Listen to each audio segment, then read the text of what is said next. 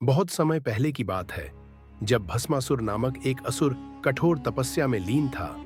उसने अपनी अपार शक्ति बढ़ाने और अजेय बनने के लिए भगवान शिव को प्रसन्न करने का निश्चय किया।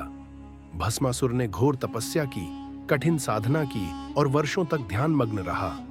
उसकी इस तपस्या से भगवान शिव प्रसन्न हो गए और उसके सामने प्रकट होकर बोले, मैं तुम्हारी तपस्या से प्रसन्न हूं। मांगो, क्या वरदान चाहते हो?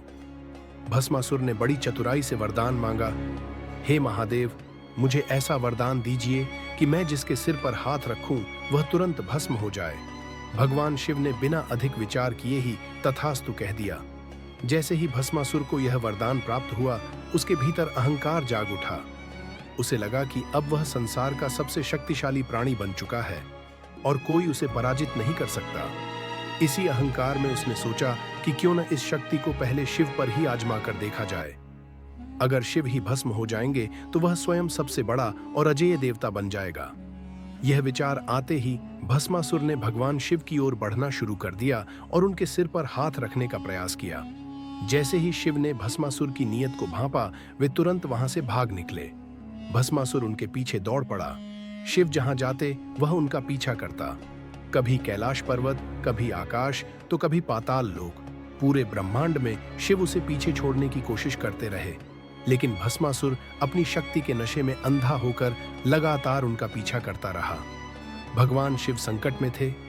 वे देवताओं के पास सहायता के लिए पहुंचे, लेकिन कोई भी भस्मासुर से बचाने की युक्ति नहीं सोच पा रहा था।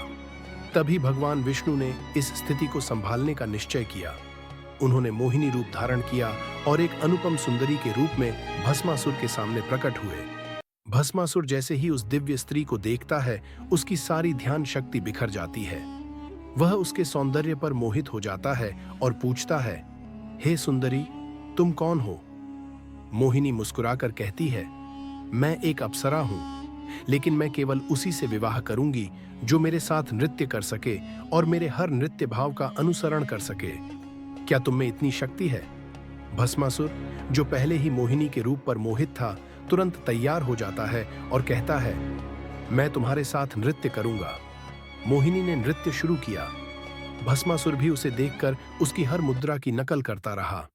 नृत्य करते करते मोहिनी ने अपने दोनों हाथों को सिर के ऊपर रखा और एक विशेष मुद्रा बनाई। भस्मासुर, जो आंख मूंद कर उसकी हर क्रिया दोहरा रहा था, उसने भी वैसा ही किया। जैसे ही उसने अपने सिर पर हाथ रखा, शिव से प्राप्त वरदान प्रभावी हो गया और वह तुरंत जलकर भस्म हो गया। भगवान विष्णु ने अपने मोहिनी रूप से भगवान शिव को संकट से मुक्त कर दिया। शिव ने विष्णु का आभार प्रकट किया और पुनः कैलाश पर्वत लौट गए।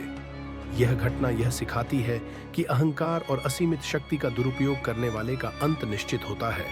साथ ही यह भी दर्शाता है कि केवल बल ही नहीं, बल्कि बुद्धि और विवेक भी सबसे बड़े शस्त्र हैं।